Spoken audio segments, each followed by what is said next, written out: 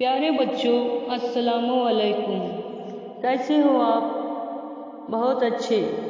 प्यारे बच्चों, आज हम पढ़ने वाले हैं नज़म प्यारी तितली। क्या आपने तितली देखी है? जी हाँ, देखी है। अच्छा, तो चलिए शुरू करते हैं। तितली प्यारी प्यारी है, उड़ती क्यारी क्यारी है। तितली प्यारी प्यारी है, उड़ती क्यारी क्यारी है। सूरत उसकी न्यारी है, लगती कितनी प्यारी है।